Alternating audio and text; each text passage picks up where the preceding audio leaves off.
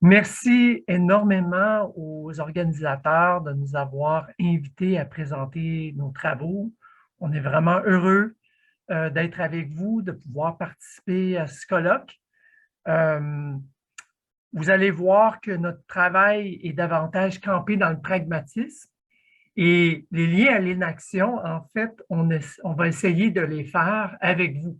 Je me disais juste avant la présentation que je pense que c'est tout à fait dans l'esprit du colloque que de reconnaître qu'on n'a pas tout à fait accompli ces liens-là, que ce sont des liens à faire et que ce sont des liens qu'on peut juste faire avec d'autres personnes aussi et qui reflètent, je pense, la nature tout à fait collégiale et délibérative de la recherche. Donc, comme on l'a mentionné, on va être une équipe pour présenter et je veux tout simplement reconnaître, avant d'aller plus loin, que notre travail de recherche est vraiment un travail d'équipe qui est appuyé par différents organismes subventionnaires et qui implique une diversité de membres qui ont des profils disciplinaires assez différents. Nos objectifs de présentation aujourd'hui sont les suivants. Premièrement, on souhaite introduire un programme de recherche d'inspiration pragmatiste en éthique de la santé. Je vais vous expliquer très rapidement en quoi consiste l'éthique de la santé, pour ensuite présenter un peu ce qu'on entend comme étant une approche d'inspiration pragmatiste. Abdou Simon va vous présenter des travaux récents sur la délibération éthique d'un point de vue pragmatiste. Ariane va vous présenter un exemple de projet de recherche participatif qui touche les questions d'éthique sur les maladies rares.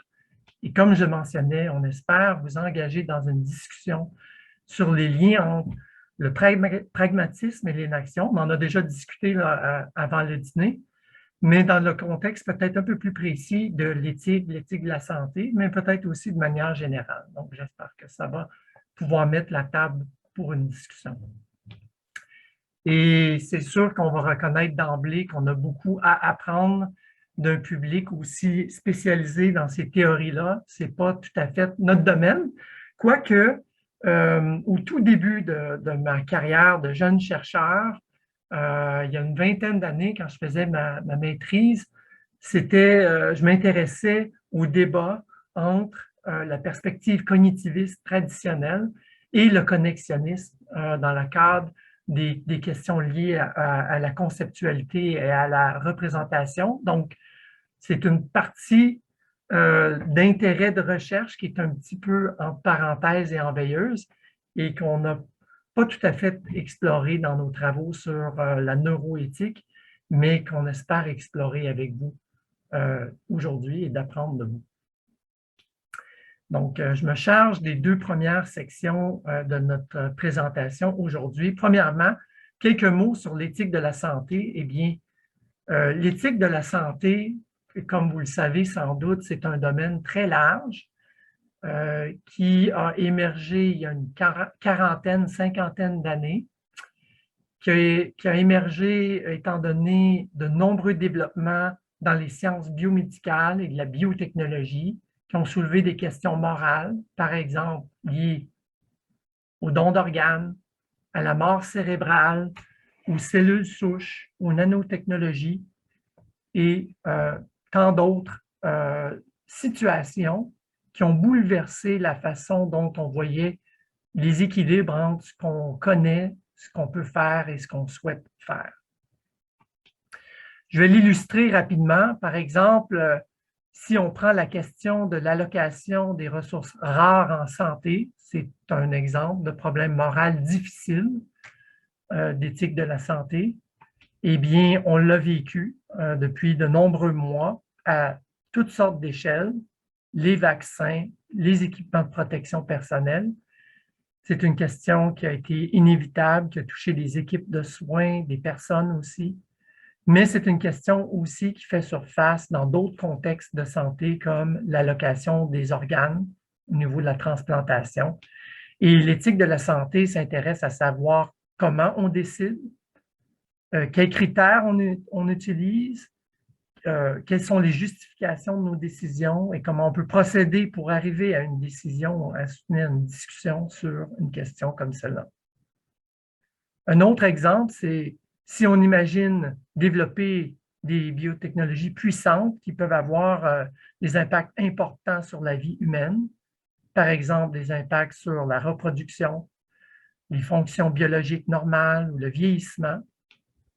Eh bien, encore une fois, on se pose la question inévitable de savoir si on est sur le bon chemin, entre guillemets.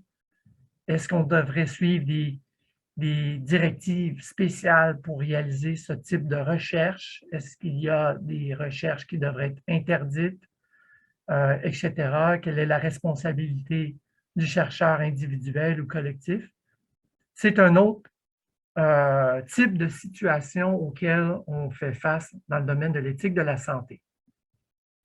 Et juste pour soutenir peut-être davantage nos discussions à la fin de notre présentation, c'est peut-être intéressant de prendre acte de la diversité d'activités qui sont regroupées sous le domaine de l'éthique de la santé ou bioéthique.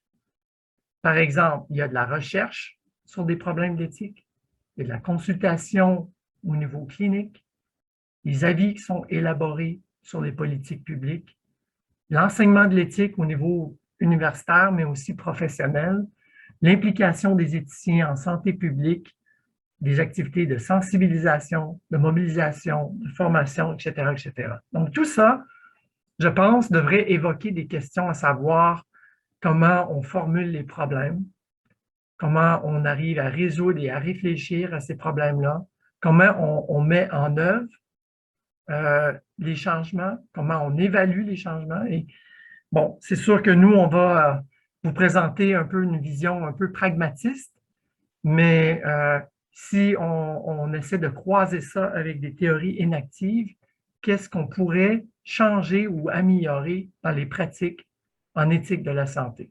Et je vais essayer de revenir à cette question-là avec vous à la fin. Donc, c'était très bref, un petit exposé 101 sur l'éthique de la santé. Maintenant, je vais dire quelques mots sur l'éthique pragmatique qui est à la fois peut-être moins une approche particulière d'éthique qu'une façon de situer l'éthique, une façon d'aborder l'éthique, et peut-être moins une éthique particulière que plus une façon de voir ou d'arriver à l'éthique. On l'a vu un peu déjà là, ce matin, mais le pragmatisme, c'est une école de pensée ou une orientation, une tradition très large qui reconnaît que notre compréhension du monde est inséparable de l'agentivité qu'on a dans ce monde-là. Donc, connaître et agir sont inséparables, se nourrissent l'un et l'autre. Dewey, par exemple, décrit souvent la connaissance et aussi nos idées, nos concepts comme étant des outils. Le travail de la recherche consiste à améliorer l'efficacité, la précision de nos outils, en quelque sorte. Et un outil, c'est sûr que c'est une simplification, mais un outil, c'est toujours un moyen, mais en même temps, c'est un moyen qui est mis en œuvre en vue de finalité. Moyen et fin, moyen et finalité sont interdépendants, sont connectés d'une manière qu'il est bien difficile de les séparer. Okay? Donc, ça, c'est une façon de caractériser le pragmatisme, c'est sûr, je vais revenir un peu là-dessus. Quand on parle d'une éthique pragmatique, comme je le mentionnais, peut-être que c'est mieux de s'éloigner de l'idée que l'éthique pragmatique va remplacer la philosophie morale de Kant ou de Bentham ou va produire une nouvelle théorie de la justice comme John Rawls. Je pense qu'il faut voir cette approche-là plus comme une sorte de méthode qui nous permet de prendre du recul, de comprendre la dimension morale de l'existence humaine pour ensuite mieux la reconstruire d'une manière à ce que nos connaissances nous amènent à développer une éthique qui conduit davantage à l'épanouissement humain, le human flourishing, en anglais. C'est pour ça que souvent, je dis que cette approche-là, c'est un peu une sorte de méta-perspective en éthique ou une posture épistémologique vis-à-vis l'éthique elle-même. Et aussi, dans notre présentation, parfois, on va parler d'éthique pragmatique ou pragmatiste ou d'inspiration pragmatiste. Bon, on ne va pas s'enfarger trop dans les détails, mais on ne va pas faire de grandes distinctions, sauf que l'expression d'inspiration pragmatiste, si on veut, reconnaît qu'on ne peut pas appliquer littéralement l'éthique pragmatique comme une série de recettes ou de dogmes. On peut s'en inspirer, ça nous guide, ça nous oriente, mais il y a énormément de travail de co-élaboration et de créativité qui est impliqué dans une démarche comme celle-là. Quels sont quelques mots importants dans le cadre d'une approche pragmatiste? Et encore une fois, on en a entendu quelques-uns ce matin déjà. C'est sûr qu'on veut partir de l'expérience humaine.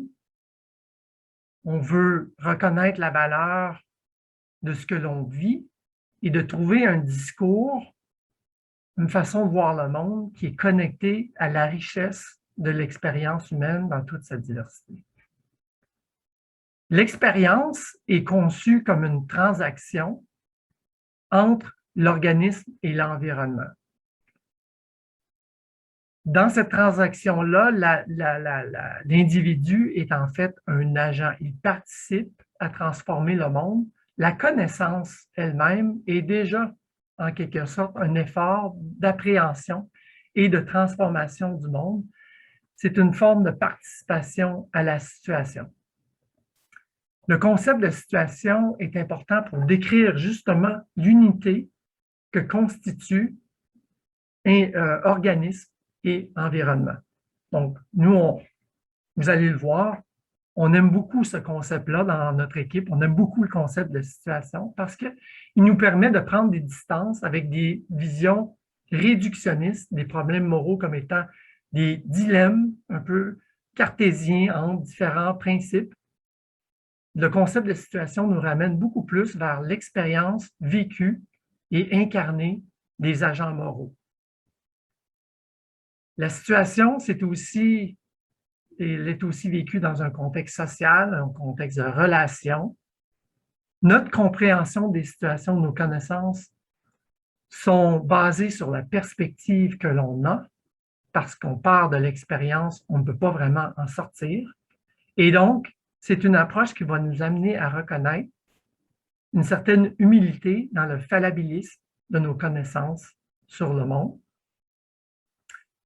Une autre caractéristique intéressante, je crois, c'est de la reconnaissance de la nature projective de la pensée qui n'est pas tout simplement représentation du monde, mais qui est déjà, en quelque sorte, pleine d'intention et qui projette un futur en décrivant le présent et le passé.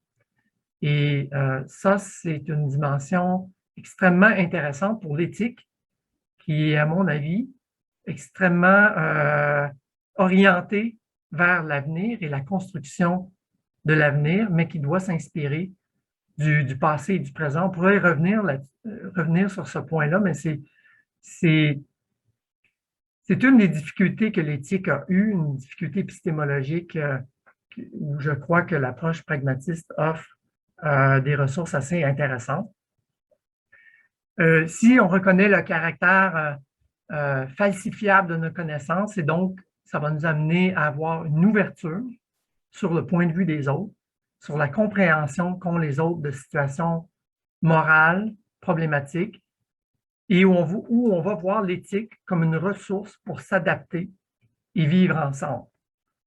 Dans le processus d'adaptation, l'effort de réfléchir sur des solutions est un effort d'imagination qui, idéalement, va être nourri par la délibération, la discussion avec les personnes qui sont concernées.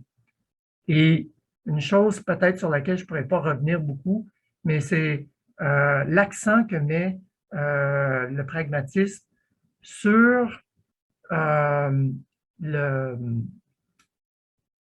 la contribution positive qu'a une démarche éthique sur l'épanouissement humain, notamment parce que cette démarche-là d'ouverture sur les problèmes, de discussion, de réflexion sur l'expérience, c'est une opportunité d'apprentissage où notre vision du monde va être enrichie en termes de signification, en termes de mieux comprendre comment nos connaissances sur le monde peuvent nous orienter et orienter les autres. Donc, souvent, je dis que on passe, en fin de compte, de l'approche traditionnelle en éthique est beaucoup axée sur le teaching, tandis qu'une approche pragmatiste met l'accent sur le learning. Et pour nous, en éthique, c'est une orientation un peu différente de ce qu'on a connu beaucoup dans le passé.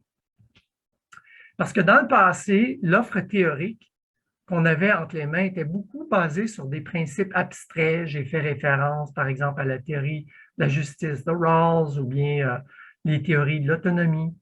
Et souvent, on fait l'apologie de valeurs un peu désincarnées où les contextes viennent après.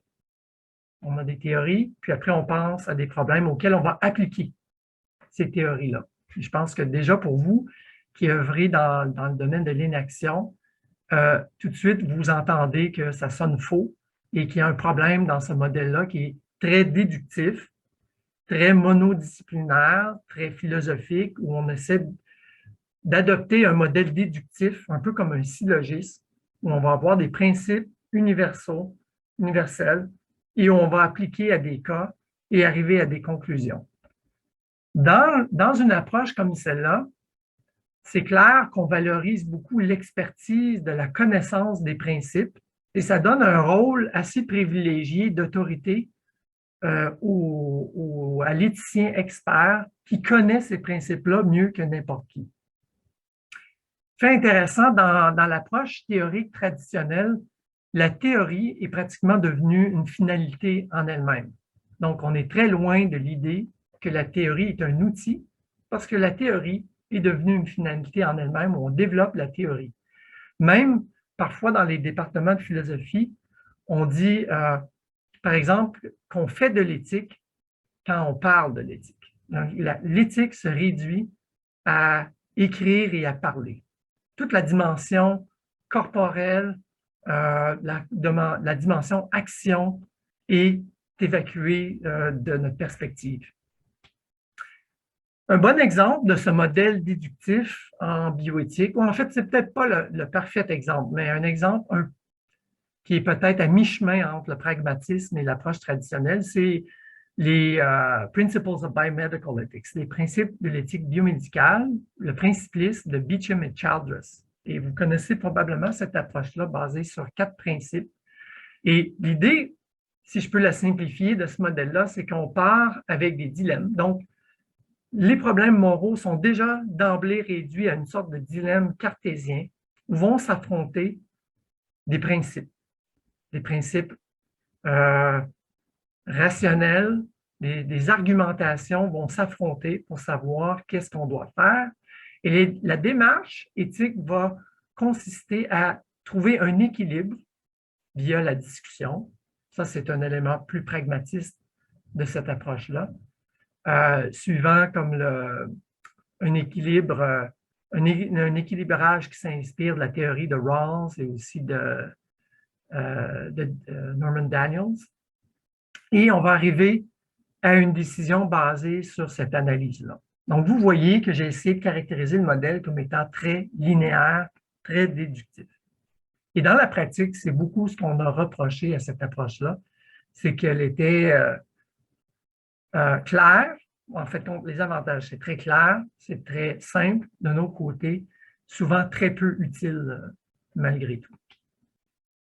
Parce que dans la pratique, ce qu'on a constaté, c'est qu'on avait une série de besoins qui étaient mal comblés par ce type d'approche-là, comme par exemple, le besoin d'impliquer les personnes qui sont concernées. Donc, comment discuter de dons d'organes, d'allocation de ressources rares, sans prendre en considération l'expérience de patients ou de professionnels de la santé qui sont concernés par une problématique donnée. C'est carrément, on se rend compte tout de suite que c'est une sorte de contradiction performative. On commence à faire des choses non éthiques en excluant les gens concernés par les problèmes qu'ils vivent. Un deuxième besoin, c'est de reconnaître la grande valeur d'approches empiriques et interdisciplinaires qui vont aller chercher les ressources des connaissances issues de la psychologie, la sociologie, l'anthropologie, des sciences cognitives un peu, on n'a pas fait beaucoup. Moi, j'aurais aimé beaucoup voir la bioéthique puiser dans ce qu'on connaît des sciences cognitives dans les derniers 15-20 ans, mais ça a été très peu fait. On a besoin aussi, pour résoudre ces problèmes-là, et quand on veut en discuter, que ce soit dans les comités hospitaliers ou les politiques de santé, on a besoin d'approches qui sont créatives, qui sont ouvertes, où on essaie de penser hors des sentiers battus. C'est comme ça qu'on arrive à résoudre des problèmes d'éthique. Ce n'est pas juste en regardant des principes. On doit vraiment imaginer des solutions ensemble. Et aussi, ce qu'on se rend compte, c'est que les besoins pratiques nous ramènent à des notions comme l'épanouissement, le fameux eudaimonia gréco-romain. C'est que quand on commence à parler de qualité de soins, de valeur des interventions en santé, d'autonomie, etc., bien, ça nous ramène à déterminer quelle est la meilleure chose à faire dans un contexte donné. Et en optant pour la perspective pratique, on transforme les théories en outils. Cette transformation-là a déjà été opérationnalisée par la bioéthique depuis 40-50 ans, mais je dirais ce que moi j'ai argumenté dans mes travaux, c'est que c'est une transformation qui a été davantage implicite et à mon avis, le pragmatisme nous amène aussi à faire une transformation qui est peut-être un peu plus explicite et qui peut nous guider pour aller un peu plus loin.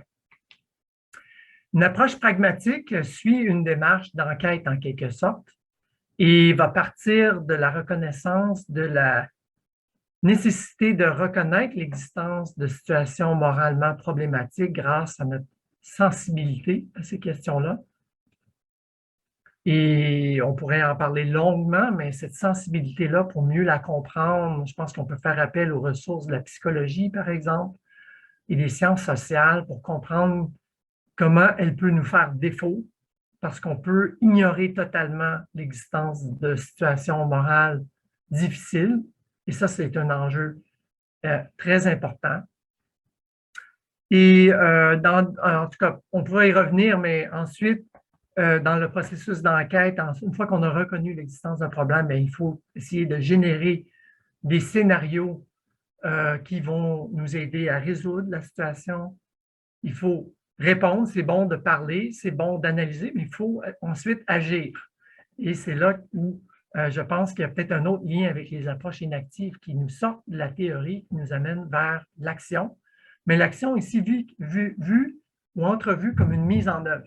Ce n'est pas une implémentation de principe, c'est une démarche. L'action, c'est un processus et qu'en quelque sorte, qu'on met en œuvre. C'est ça, on met en œuvre. Agir, c'est un peu mettre en œuvre dans cette perspective-là. C'est très important pour l'éthique, si elle veut être un domaine de savoir, d'évaluer l'impact des changements qui sont mis en œuvre suite à une démarche d'enquête. Et c'est quelque chose qu'on a en fait très, très peu fait dans le domaine de l'éthique. C'est un des domaines que mon équipe essaie de développer, l'évaluation d'intervention en éthique pour savoir ultimement s'il y a un apprentissage ou ce que John Dewey appelait growth, ou qu'on pourrait redécrire comme étant une contribution à l'épanouissement humain suite à une démarche d'ouverture, de réflexion et de mise en œuvre basée sur une démarche d'éthique. C'est sûr que cette démarche-là, comme elle est située dans l'espace et dans le temps, ça va être une démarche d'enquête qui va être itérative. Parfois, on reproche à l'éthique de dire « Ah, ben, l'éthique change. Ce qui était bon dans les années 60, 70 n'est plus bon aujourd'hui. » Mais je pense que c'est tout à fait à l'image de l'éthique. Parce que l'éthique est cette démarche d'accompagnement et d'enquête pour nous permettre de nous ajuster et d'humaniser toute une série de situations face à des changements sociaux et technologiques. Donc, l'éthique, est un peu synonyme d'adaptation et de changement. La moralité, ça c'est une autre chose, on pourrait en parler. La moralité peut être statique, la moralité peut être dogmatique, mais l'éthique, c'est une démarche d'analyse critique de nos habitudes morales. Donc, c'est dans ce sens-là que l'éthique est un... Si l'éthique veut être une démarche scientifique, elle doit être ouverte à des processus d'enquête comme ceux-là. Je vais conclure juste pour dire 2 mots sur l'orientation de notre unité de recherche et Abdou, Simon et Ariane vont vous parler des travaux plus concrets qu'on réalise. Mais nous, comme équipe, on essaie de développer des connaissances qui permettent aux agents moraux, aux personnes, de résoudre des problèmes spécifiques. Donc, on travaille sur des questions assez précises en collaboration avec des patients, avec des professionnels de la santé, dans l'espoir que cette démarche-là va nous permettre d'apprendre. Nous, comme chercheurs, mais aussi les personnes qui sont impliquées comme patients ou comme professionnels de la santé. Donc, on est un peu des co-learners, des co-chercheurs dans cette démarche-là. Le programme de l'unité est structuré en 3 grands axes. Je vais aller rapidement. C'est des piliers qui sont un peu interconnectés. Mais dans un premier temps, on cherche à réfléchir sur des concepts fondamentaux de l'éthique comme l'autonomie ou la vulnérabilité, à l'aide d'un modèle pragmatiste qui voit ces outils-là, ces concepts-là comme des outils. Et donc, on a développé des modèles instrumentalistes d'analyse conceptuelle qui nous permettent de créer cette synergie entre théorie et expérience. On est intéressé aussi à développer des façons de synthétiser les connaissances en éthique pour informer des modèles un peu plus pragmatistes ou instrumentalistes. Au niveau de la recherche pratique et appliquée, on essaie de puiser dans les ressources d'approche pragmatiste et collaborative et participative pour développer des projets, parfois des projets de recherche-action comme celui qu'Ariane va décrire, des projets de collaboration où on tente de réaliser une démarche d'enquête comme celle que j'ai décrite. Donc, on travaille en ce moment sur une série de contextes que vous voyez là, des questions liées à la transition de soins, par exemple, pour savoir comment on peut développer des soins de santé qui reflètent les visions de bien-être et d'épanouissement de jeunes avec des maladies chroniques, par exemple, pour leur permettre au milieu adulte de s'adapter et aussi permettre aux jeunes avec des maladies chroniques de se préparer à des transitions de soins.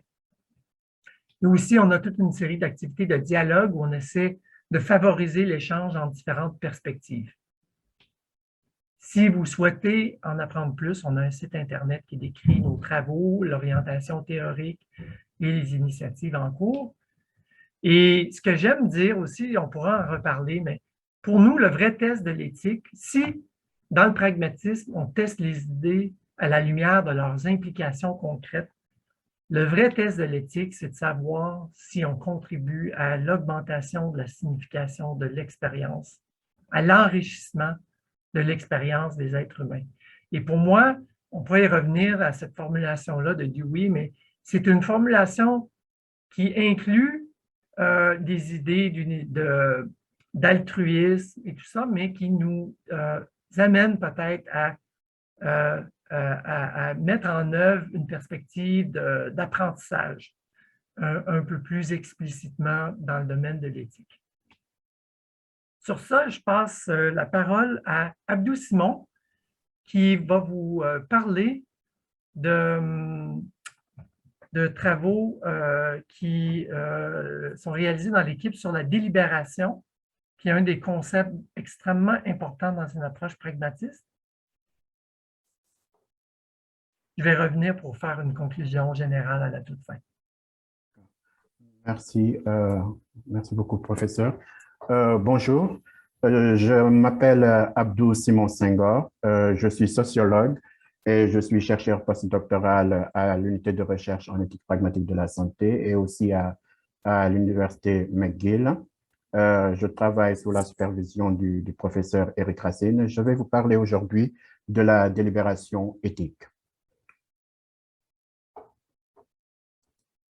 Alors, comme l'a évoqué tout à l'heure le professeur Eric Racine, un jour ou l'autre, nous ferons face à des situations moralement problématiques en lien avec des problèmes de santé ou encore en lien avec une situation de travail ou un événement comme la mort ou encore l'usage des technologies. Et ces situations vont engendrer des conflits avec peuvent engendrer des conflits avec nos valeurs. Et c'est la raison pour laquelle il nécessite d'être résolu pour favoriser l'épanouissement humain. Et c'est dans ce contexte que, que dans le cadre de mon projet, je développe des critères pour évaluer des critères pour évaluer la qualité des délibérations éthiques. Et cette délibération, ces critères-là, en fait, sont basés, prennent référence à des concepts en sociologie et des concepts d'autres sciences sociales. Pourquoi? Parce que les modèles délibératifs qui existent n'intègrent pas souvent les interactions entre les agents et il y a très peu de modèles délibératifs qui sont participatifs. Mais avant d'aller plus loin, je voudrais un peu définir ce qu'est la délibération éthique, ce que nous entendons par délibération éthique. La délibération éthique est une méthode d'enquête qui implique des échanges entre des gens pour transformer des situations moralement problématiques en les résolvant par un jugement moral. Cette délibération éthique procède également, se matérialise également par une scénarisation en imagination qu'effectuent les agents afin de choisir parmi plusieurs options l'option qui correspond mieux à leurs valeurs éthiques. En tant que méthode d'enquête, cette délibération éthique vise à enrichir mutuellement les agents et dans ce processus délibératif, il y a une égalité de statut entre les participants à la délibération et aussi il y a une reconstruction des situations vécues par les agents afin qu'ils puissent agir en suivant une meilleure approche. Dans le cadre de mon projet, je fais référence à 3 moments de délibération éthique qui ont été proposés par le professeur Eric Racine.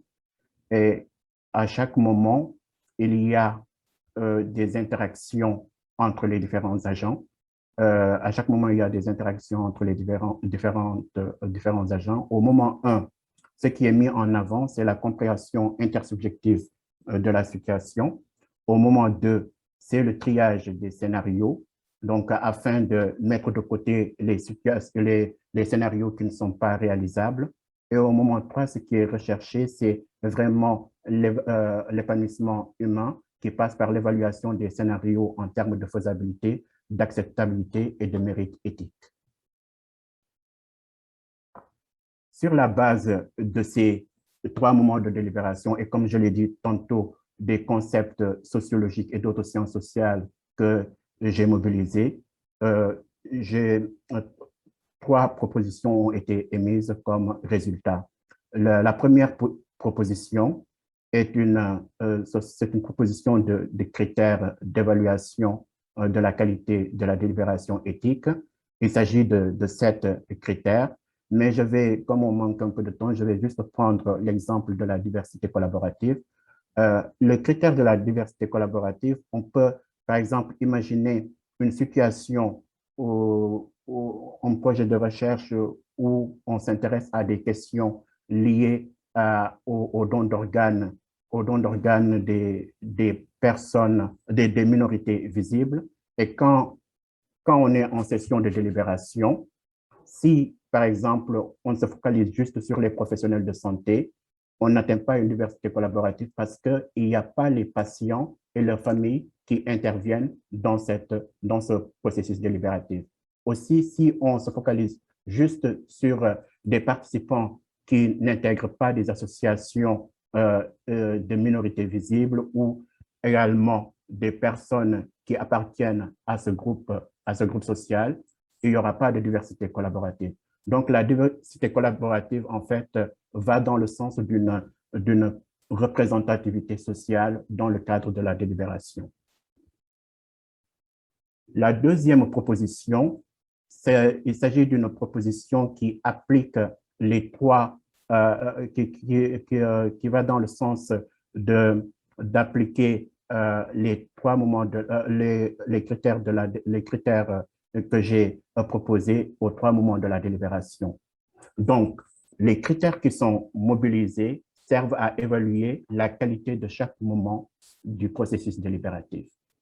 Et comme vous le voyez, il y a des critères qui sont communs à tous les moments de la délibération, mais il y en a également qui ne sont pas communs à ces moments. Donc, il y a des différences et il y a des critères spécifiques pour chaque moment de la délibération.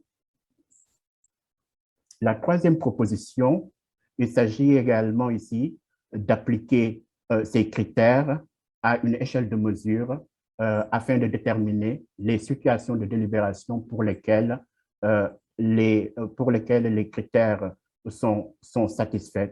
Tous les critères sont satisfaits, c'est-à-dire pour avoir une bonne délibération, ou des situations de délibération où ces critères sont partiellement satisfaits. Là, on parle de délibération partielle. Également, des situations de délibération où aucun critère n'est satisfait. Et là, on parle de mauvaise délibération.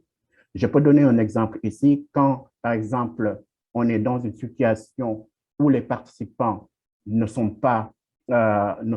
proviennent pas de diverses trajectoires ou ne sont pas des personnes de divers backgrounds, là, en fait, on ne peut pas avoir une bonne délibération. Et ça déteint sur la littératie expérientielle. Parce que si on n'a pas assez de participants qui ont des expériences diverses, on ne peut pas apprendre des expériences des autres pour que cette expérience puisse servir à délibérer, à aller dans le sens d'une délibération qui va s'aligner avec les valeurs des participants. En résumé, ce projet de recherche sur la délibération éthique a des implications pour les chercheurs parce que ça va leur permettre d'avoir un outil pour mieux évaluer le processus délibératif, pas dans son ensemble, mais à chaque étape du processus, il y a une évaluation qui est menée pour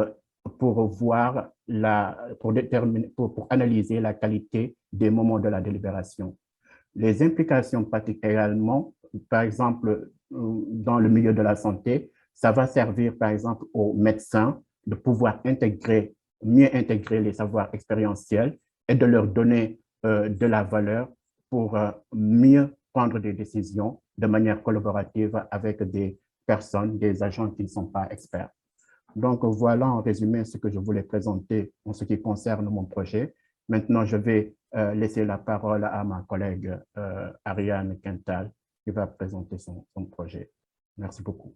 Au doctorat en bioéthique et aujourd'hui, je vais vous parler de mon projet de recherche doctorale qui porte sur les situations moralement problématiques vécues par les adultes atteints de maladies rares. Donc, le fait de vivre avec une maladie rare est extrêmement difficile pour les personnes atteintes parce qu'elles sont souvent confrontées à devoir prendre des décisions déchirantes sur les plans médical, psychosocial et occupationnel en raison du fardeau de leurs symptômes. Comme par exemple, elles doivent choisir d'avoir recours à un traitement parfois expérimental, dispendieux. Elles doivent aussi devoir choisir de travailler à temps partiel un peu par force parce qu'elles n'ont plus l'énergie pour travailler autant qu'elles voudraient. Elles doivent aussi parfois aller demander de consulter un deuxième, un troisième ou un quatrième médecin pour avoir un meilleur avis sur leur condition médicale qui est difficile à diagnostiquer. Donc, toutes ces décisions déchirantes-là peuvent être désignées comme étant des situations moralement problématiques, qui est, comme vous savez maintenant, un concept central en éthique pragmatique. Et c'est aussi un concept central dans mon projet doctoral qui s'inspire étroitement d'une approche d'éthique pragmatique. Donc, plus précisément, dans mon projet doctoral, la situation moralement problématique est conçue comme ayant trois caractéristiques. La première caractéristique d'une situation moralement problématique, c'est qu'elle met en scène des agents qui interagissent dans un contexte précis. Une situation est moralement problématique lorsqu'elle met en jeu des tensions entre les valeurs des agents. Et troisièmement, une situation est aussi moralement problématique lorsqu'elle est caractérisée par une incertitude ressentie par les agents sur la meilleure façon d'agir face à la problématique qui est inhérente à la situation. Donc, maintenant, ça m'amène aux différents objectifs de mon projet de recherche. Le premier objectif du projet est d'identifier et de caractériser les situations moralement problématiques vécues par les adultes atteints de maladies rares. Donc, cet objectif a une visée descriptive. Maintenant, le deuxième objectif du projet de recherche est d'identifier les situations qui préoccupent le plus les adultes atteints de maladies rares. Donc, cet objectif-là a une visée de priorisation. Et troisièmement, le dernier objectif du projet est de proposer des pistes de solutions qui soutiendraient ces personnes à résoudre les situations les plus préoccupantes qu'elles vivent. Comme par exemple, quand je parle de pistes de solutions, je pense notamment à des outils d'aide à la décision qui pourraient être conçus pour soutenir les patients et leurs proches. Donc, vous voyez ici que cet objectif-là a une visée d'action. Donc, considérant ces trois objectifs avec des visées différentes, nous avons choisi d'opter pour des approches méthodologiques de recherche-action participative et de recherche qualitative pour mener à terme ce projet. Donc, dans les prochaines diapositives et en fait dans ma présentation, je vais me concentrer surtout sur la méthodologie du projet de recherche pour montrer que l'approche méthodologique s'inspire étroitement de l'éthique pragmatique. Donc, pour commencer, la recherche-action participative, souvent la façon que ça se met en scène, c'est en mobilisant un groupe de travail dans le développement des différentes étapes du projet, ainsi que dans l'interprétation des résultats du projet. Donc, nous, concrètement, ce qu'on fait, c'est qu'on a un groupe de travail qui est constitué de 5 patients partenaires, de 2 cliniciens-chercheurs spécialisés en maladies rares de l'IRCM, qui sont le Dr Yves Bertillon et la Dr Emilia Liana Falconi, ainsi que des représentants du regroupement québécois des maladies orphelines. Donc, le groupe de travail, ou en fait l'implication du groupe de travail pour nous, accroît grandement la validité du projet de recherche et la pertinence des résultats du projet également. Donc, maintenant, ça m'amène aux différentes étapes clés du projet qui sont co-développées avec le groupe de travail. Et ce sont principalement les étapes de recherche qualitative. Donc, premièrement, la première étape du projet est de faire une revue de littérature exploratoire.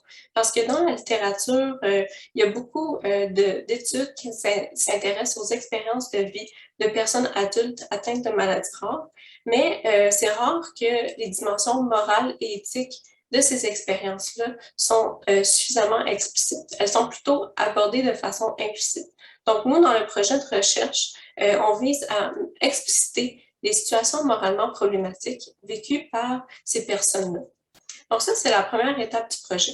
Ensuite, la deuxième étape du projet est de faire un sondage qualitatif et consultatif auprès des adultes québécois atteints de maladies rares pour saisir la diversité de situations qu'ils vivent en lien avec leur état de santé.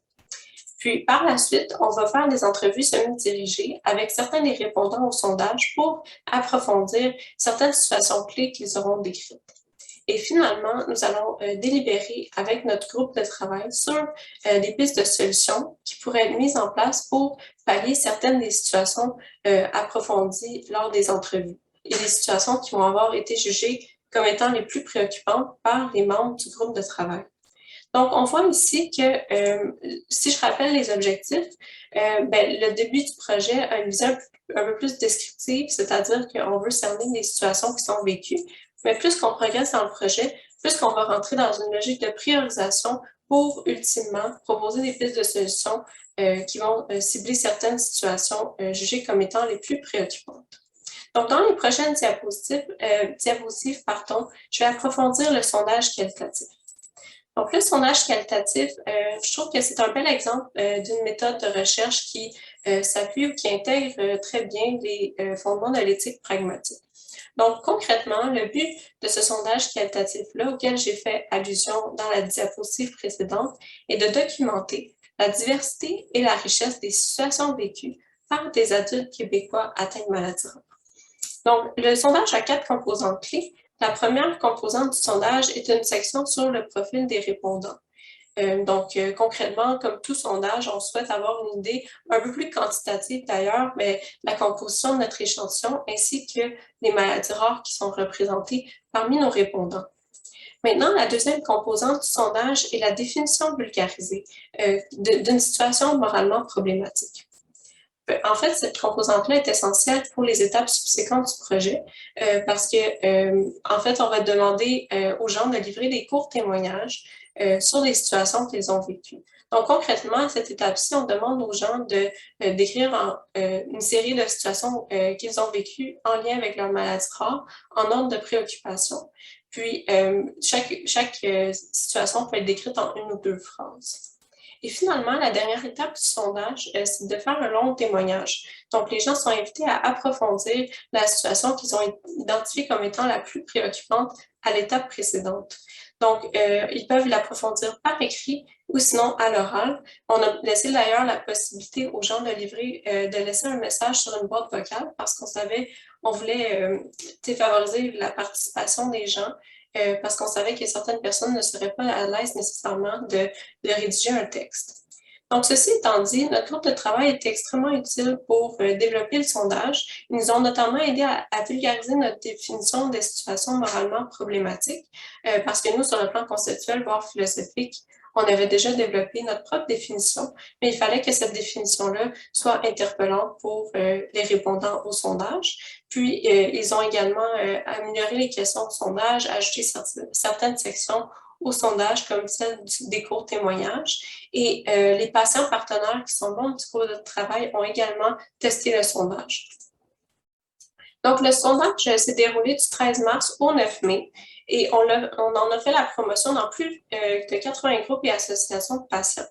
Et ça a été vraiment fructueux parce que ça nous a permis d'obtenir 121 questionnaires éligibles à être analysés.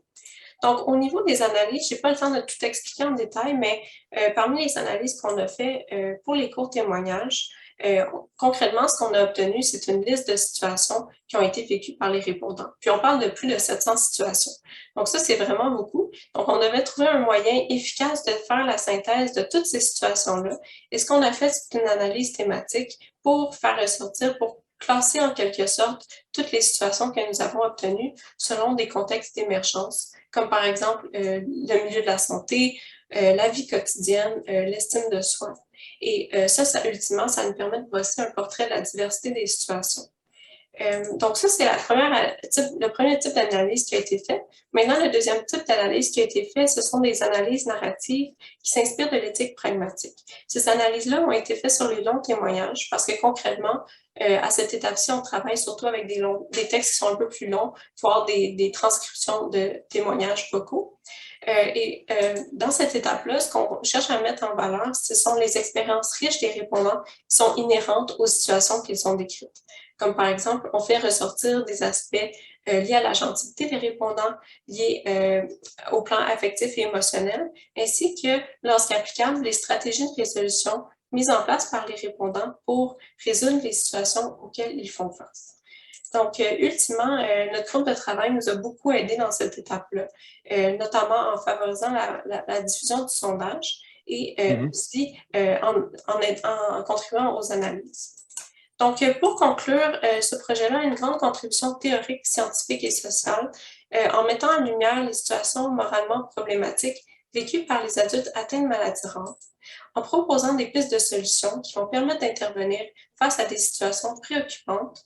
Et ultimement, notre projet a aussi une contribution sociale en étant un peu émancipateur parce qu'on donne la parole à des personnes atteintes de maladies rares qui sont souvent marginalisées dans leur accès aux soins, que ce soit en les consultant lors d'un sondage ou lors d'entrevues, ou sinon en les impliquant comme partenaires dans le développement du projet. Donc maintenant, je vais laisser la parole au docteur Éric Racine pour qu'il puisse donner la conclusion générale de la présentation. Donc, merci Ariane, Abdou-Simon. Je pense qu'on a essayé de démontrer que les problèmes moraux en biomédecine sont omniprésents et nécessitent une réflexion, un ajustement constant. C'est comme je l'ai expliqué, le travail de l'éthique. La relation entre théorie et pratique en éthique est un peu compliqué, mérite plus d'attention. L'approche pragmatique est encore relativement peu connue et peu enseignée, mais on a essayé de faire valoir comment elle met de l'avant le rôle de l'expérience, des situations de la délibération, par exemple. Prochaine diapo, s'il te plaît. Cette approche, comme vous l'avez vu, inspire des travaux de recherche, parfois plus théoriques, comme ceux d'Abdou-Simon sur la délibération, parfois sur des questions plus pratiques, comme l'expérience de personnes marginalisées, comme l'a démontré le travail d'Ariane, en optant pour des approches inclusives et participatives. Mais malgré tout, je pense qu'on va le reconnaître, cette approche-là est vraiment incomplète, à la fois en théorie et en pratique. Et je pense qu'on aimerait discuter avec vous aujourd'hui, c'est de savoir comment on pourrait les améliorer, les compléter ou même les corriger sur la base des perspectives qui viennent des théories inactives. Donc là-dessus, on aimerait discuter avec vous. Je pense qu'il y a des liens possibles entre inaction et pragmatisme et que ça a déjà été mentionné en quelque sorte là, dans des présentations précédentes, mais on aimerait beaucoup vous entendre là-dessus et apprendre ce que vous avez à dire. Un très, très grand merci pour votre patience et un très grand merci à mes coéquipiers aussi aujourd'hui.